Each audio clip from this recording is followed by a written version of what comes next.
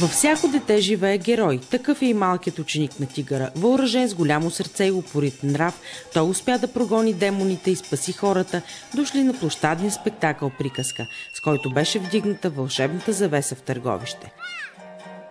Това, което ние тази година искаме да провокираме към всички, и към региона, и към нашия културен календар, е фестивала, който е с 17 спектакъла през годината, отредени в селекцията на Ави Иванова. Ние ще имаме възможността да задоволим вкуса на всички зрители, от най-малките до най-големите.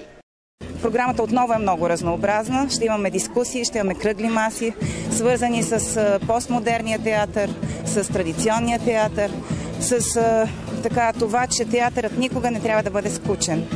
Всъщност театърът трябва да бъде забавен, трябва да ни кара да се замисляме.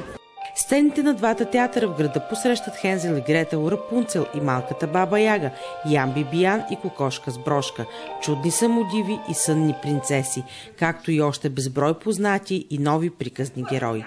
Възрастовият диапазон на зрителите, към които са адресирани представленията, е от мълчуганите до 3 години до тинейджерите. На единия полюс е спектакълът "Жълто" за най-малките, а на другия "Докосни ме", който е насочен към отрасналите младежи. Рапунцел! Принце! Рапунцел! Ето сега, мила! Спектаклите са дело на гости от Италия, Гърция, Румъния и Турция.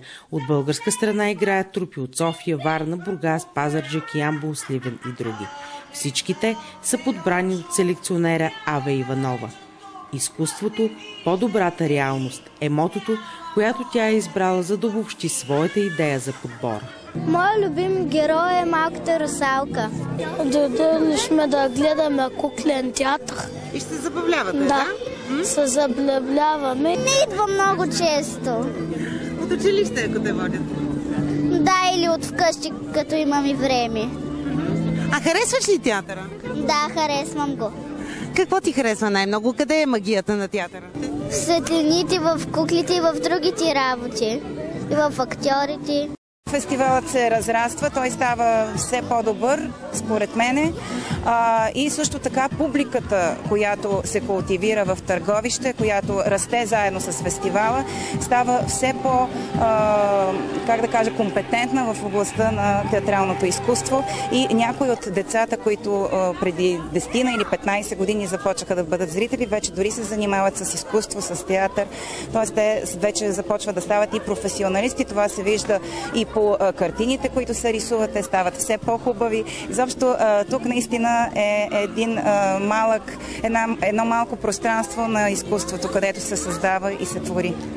От Драматичния театър в Търговище, който е домакин на фестивала, се похвалиха, че вече са център на Аз и теж за България, като част от балканската мрежа на Световната организация на спектаклите за деца. Това е организация, обединяваща усилията на театралната общност при създаването и разпространението на детски представления.